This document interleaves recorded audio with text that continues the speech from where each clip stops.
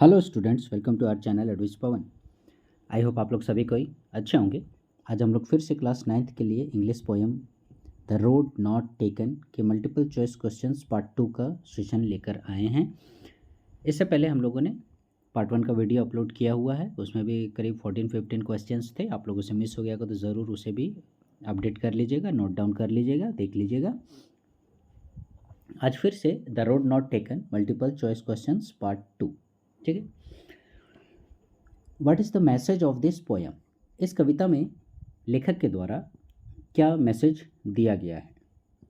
Option number A, two roads are confusing, दो सड़कें हैं जो कन्फ्यूजिंग है। B wise while choosing and taking decisions, ठीक है, बहुत ही एकदम सतर्क रहना पड़ता है कोई भी डिसीजन वगैरह लेने के लिए। या फिर road is nothing but A pathway, road कुछ नहीं है सिर्फ एक रास्ता है। या ऑल ऑफ दिस, इनमें से सभी। तो इसका राइट आंसर हो जाएगा आप लोगों का option number B wise while choosing and taking decisions, ठीक है, ये आपका correct answer. B wise while choosing and taking decisions, यानी कभी भी आप लाइफ में कोई डिसीजन लेते हो, ठीक है, कोई फैसला लेते हो, तो उस समय बहुत ही सतर्क रहना पड़ता है, क्योंकि वो फैसला ही आपका मतलब जीवन का आगे का रास्ता जो है या आपका लक्ष्य जो है उसको निर्धारित करता है। Question number 2, why was the poet able to travel one road only? Second question बोल रहा है कि लेखक जो है वो क्यों एक ही सड़क पर जो है वो ट्रैवल करने के लिए सक्षम था, ठीक है, दोनों में वो क्यों नहीं जा रहा था, ठीक है। Option number A, because he had no vehicle, उसके पास कोई वाहन नहीं था, गाड़ी नहीं था। Because he was one person, वो एक अकेला व्यक्ति था। बोथ ए एंड बी, दोनों, या फिर नन, इनमें से कोई नहीं। तो इसका राइट आंसर हो जाएगा आप लोगों का option number B, because he was one person, क्योंकि वो एक अकेला पर्सन था, ठीक है। और मतलब लाइफ का, जीवन का जो फैसला लेना है, जिस रास्ते पर चलना है, क्या काम करना है, कैसे जीवन यापन करना है, ये निर्धारित कौन करता है? आप खुद करते हो, ठीक है। इसमें कोई आपका दोस्त यार संगी साथी ये सब कोई काम नहीं आता है, ठीक है। तो इसीलिए वो अकेले अपने लाइफ के सड़क पर चलने वाला था, इसलिए वो दोनों रास्तों पर नहीं चल सकता था। नेक्स्ट, सेकंड नंबर क्वेश्चन का बी हो गया, ठीक है।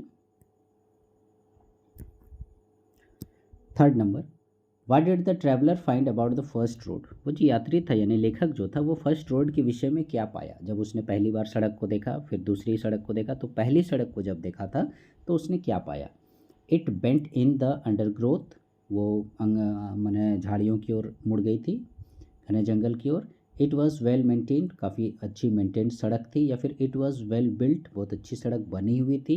या फिर it was neat and clean, बहुत साफ़ सुथरी सड़क थी, ठीक है। तो साफ़ सुथरी नहीं थी, वेल बिल्ट, ये सब का कहीं कोई जिक्र नहीं किया गया है। Correct answer option number A, it bent in the under growth, ठीक है। आप देखिएगा सड़क जो है ऐसे जाके झाड़ियों में मुड़ गई थी, ठीक है। यहाँ क्या है आपका झाड़ी सब था, तो वही अंडर ग्रोथ, यानी option number A is your correct answer. Fourth, what does equally lay in leaves no steps had trodden black tell about the roads, ठीक है। इन सड़कों के विषय में ये लाइन जो है आप लोगों को देखने को मिलेगा पोएट्री में, equally lay in leaves no steps had trodden black, यहाँ तक। तो ये टेक्स्ट बुक की लाइन है, पोएट्री की लाइन है। इसका कहने का मतलब क्या है, ठीक है, कि क्या बोलता है? Equally lay in leaves no steps had trodden black, both are equally dark, कि दोनों जो सड़कें हैं वो अंधेरी हैं। बोथ आर इक्वली फाइन, दोनों सड़कें बहुत अच्छी हैं। या फिर बोथ आर इक्वली ब्लैक, दोनों सड़कें काली है। या फिर बोथ आर इक्वली अनट्रैवल्ड, ठीक है। तो इसका राइट आंसर यही वाला हो जाएगा आप लोगों का ऑप्शन नंबर डी,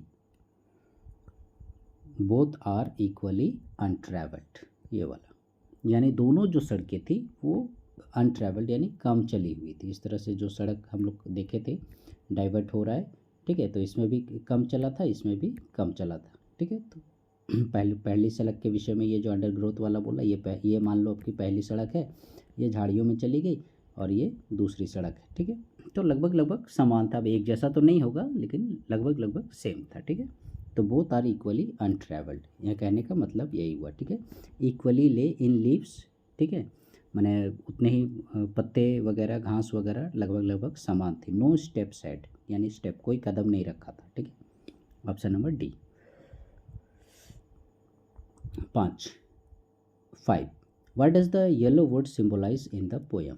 इस कविता में येलो वुड क्या सिंबलाइज करता है, माने किस चीज़ को वो दर्शाता है। येलो वुड कहने का मतलब समर सीजन, गर्मी का season, A literal forest with yellow leaves, एक मतलब जंगल जो कि पीले पत्तों से भरा हुआ है, या फिर a phase of life with choices, या फिर जीवन का एक ऐसा क्षण जब आप माने कोई चुनाव करते हो, चॉइस करते हो, या फिर the road in yellow would.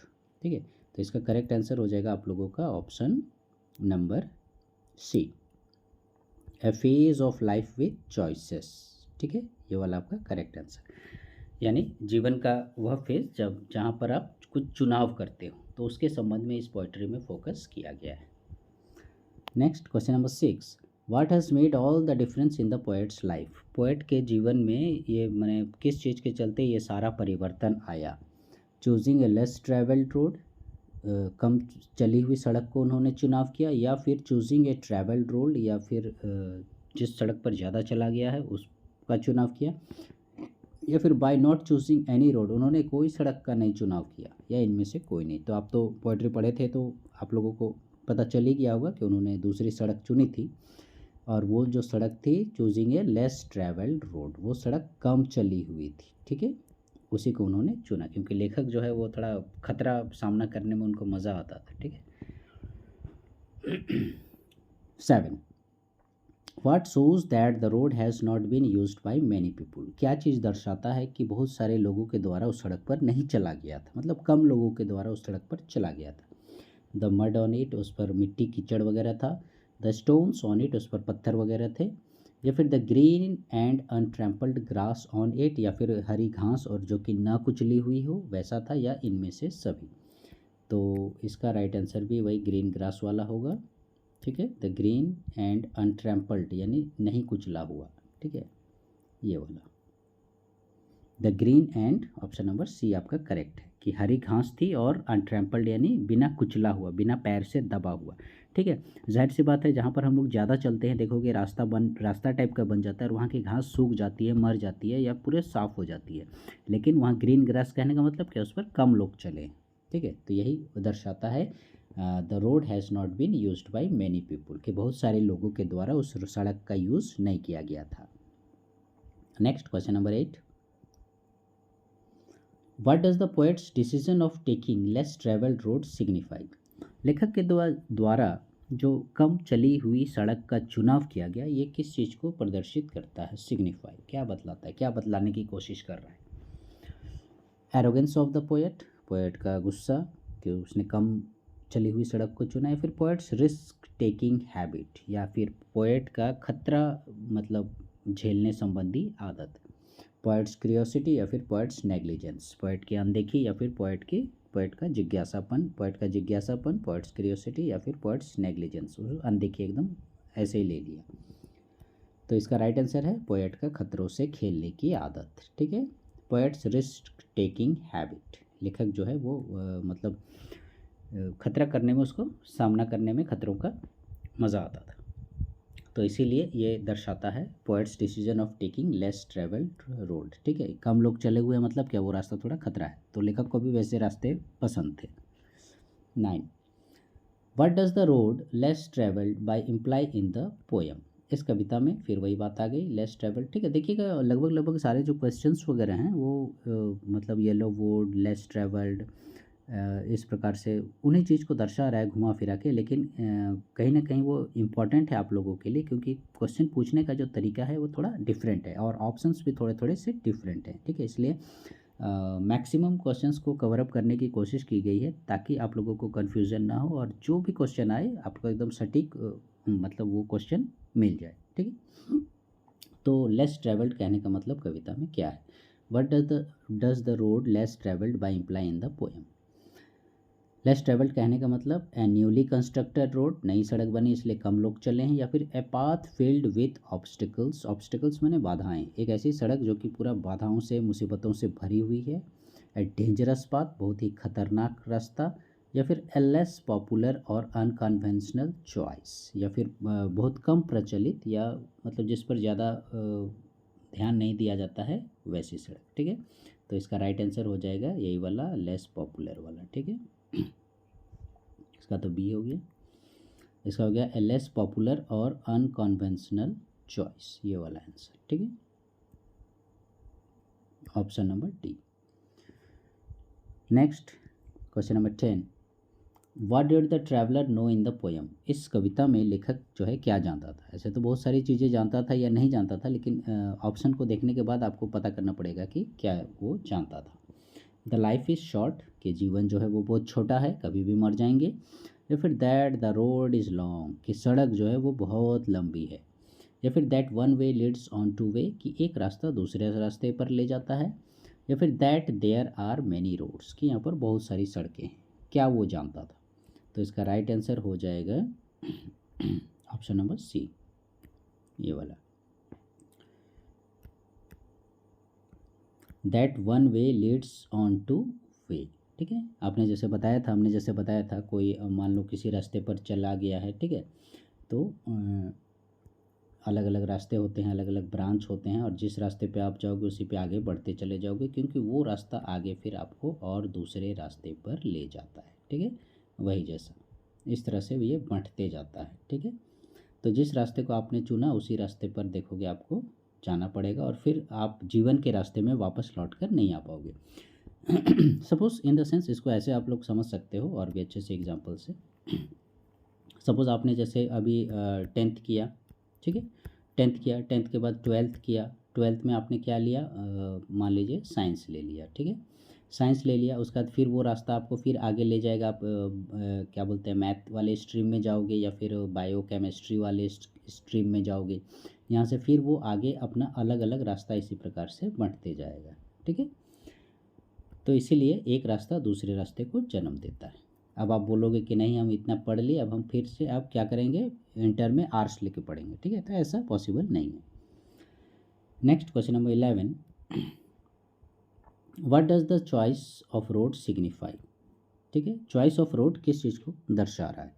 2 roads, 2 सड़कों को, 2 पाथ्स, 2 रास्तों को, या फिर toughness of a choice and decision of life, या नन ऑफ दिस, इनमें से कोई नहीं। तो इसका राइट आंसर हो जाएगा टफनेस वाला। ठीक है, ये चॉइस ऑफ रोड यानी सड़क का चुनाव करना, तो ये क्या दर्शा रहा है, टफनेस ऑफ ए चॉइस यानी चुनाव करना कितना मुश्किल है, एंड डिसीजंस ऑफ लाइफ। ठीक है, अभी जैसे मैं आप लोगों को एक ओपन ये दे दूँ ऑफ़र कि ठीक है बताओ तुम क्या बोलते हो, डॉक्टर बनना चाहते हो कि इंजीनियर बनना चाहते हो, तो देखोगे आप, मैं ऐसे ही बना रहा हूँ आपको, ठीक है, पढ़ना भी नहीं है, अब खाली बोल रहा हूँ, और आपको बोलूँगा डॉक्टर बनना चाह रहे हो कि इंजीनियर बनना चाह रहे हो, तो देखोगे उसमें भी आप सोचने में 5-10 मिनट लगाओगे कि डॉक्टर बनेंगे कि इंजीनियर बनेंगे, ऐसा करके। ठीक है, तो ये चुनाव करना, सोचो हम खाली बोल रहे हैं, उस करना नहीं है आपको। ठीक है, करोगे तो बहुत अच्छी बात है, और फिर भी आपको कितनी परेशानी हो रही है। ठीक है, तो वही toughness of choice, decisions of life. ठीक है, ऑप्शन नंबर सी।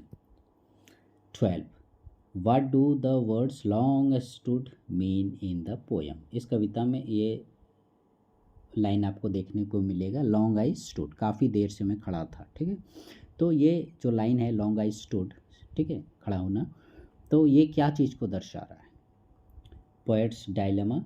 ठीक है, डायलेमा माने उधेड़बुन की स्थिति होती है, टू बी और नॉट टू बी, करें कि नहीं करें, ये करें वो करें, ऐसा करें वैसा करें, ये करना चाहिए अच्छा रहेगा, ये वो करना अच्छा रहेगा, इसी को बोलते हैं dilemma. And poet was thinking, poet सोच रहा था, या फिर poet was in relaxing mood, poet relaxing mood में था आराम करने की, या फिर poet was enjoying the nature, लेखक प्रकृति का मज़ा ले रहा था। ठीक है, तो इसका राइट आंसर हो जाएगा, ठीक है, लॉन्ग आई स्टूड कहने का मतलब बहुत देर से मैं खड़ा था, इसका मतलब पोएट्स डायलेमा, वो डायलेमा के पोजीशन में था, समझ में नहीं आ रहा था कि क्या करे, किस रास्ते को चुने। ठीक है, इस रास्ते पर जाएं या फिर इस रास्ते पर जाएं, कुछ भी उसे समझ में नहीं आ रहा था, दैट इज़ डायलेमा। 13, कभी कभी ऐसा डायलेमा का स्थिति आप लोगों के साथ हमेशा होता होगा। ठीक है, मान लो देख से अभी क्या हो रहा है, शाम का टाइम हो रहा है, और आपको क्या क्या करने का मन कर रहा है, खेलने का मन कर रहा है कि अभी गेंद से खेलते, लेकिन फिर याद आया कि पता चला अरे पवन सर कल टेस्ट बोले हैं, पढ़ना भी है, नहीं तो फिर कम मार्क्स आएगा तो पनिशमेंट मिलेगा, कुछ इस प्रकार से। ठीक है, तो आप क्या करोगे, मैंने ध्यान लगा हुआ है खेलने में, फिर इधर पढ़ने का भी मन कर रहा है, खेलने में, पढ़ने में, खेलने में, पढ़ने में, और आप डिसीजन ही नहीं ले पा रहे हो कि आप खेलने जाओगे कि पढ़ने जाओगे। ठीक है, तो यही होती है डायलेमा की स्थिति। Next 13, what problem did the traveller face. वो जो ट्रैवलर था वो क्या प्रॉब्लम फेस किया। ठीक है, ऑफ वॉकिंग, चलने से संबंधित क्योंकि उसको सड़क पर चलना था, ऑफ टेकिंग रेस्ट या फिर आराम करने के संबंध में, या फिर of travelling both the roads कि दोनों सड़कों पर कैसे चले, या फिर ऑफ मेकिंग चॉइस। तो शुरू से ही हम लोग देख रहे हैं इसमें चॉइस वाला ही राइट आंसर होता है। तो इसमें भी लेखक की समस्या थी ऑफ मेकिंग चॉइस की, आखिर चुनाव कैसे करें। ठीक है, यहाँ पर रोड जो है वो एक खाली आपको एक मतलब कविता में उदाहरण के रूप में दिया गया है, लेकिन मेन है जो इसका संबंध है इस चुनाव का वो लाइफ से रिलेटेड है। ठीक है, लाइफ के रास्ते में आपको चुनाव करना है। ठीक है, तो यही लेखक की सबसे बड़ी क्या थी, प्रॉब्लम थी। तो correct option option number D. 13 तक ही है। सो लर्नर्स, ये थे आप लोगों के 13 इंपॉर्टेंट एमसीक्यूज़, काफ़ी इंपॉर्टेंट हैं एग्जामिनेशन पॉइंट ऑफ व्यू से, आप लोग ज़रूर याद कर लीजिएगा। शॉर्ट क्वेश्चंस, लॉन्ग क्वेश्चंस लिखने में भी आप लोगों को ये हेल्पफुल होंगे, और फ्यूचर में हम लोग इसका पार्ट 3 भी लेकर आएंगे। ठीक है, आप लोग हमारे चैनल में इसी प्रकार से बने रहिएगा, और क्या बोलते हैं, क्वेश्चंस को नोट डाउन ज़रूर कीजिएगा, और एग्जाम में जाने से पहले रिविजन एक बार ज़रूर कीजिएगा। ठीक है, thank you. So learners, please stay connected with our channel Advis Pawan, and please like share subscribe our channel. Thank you.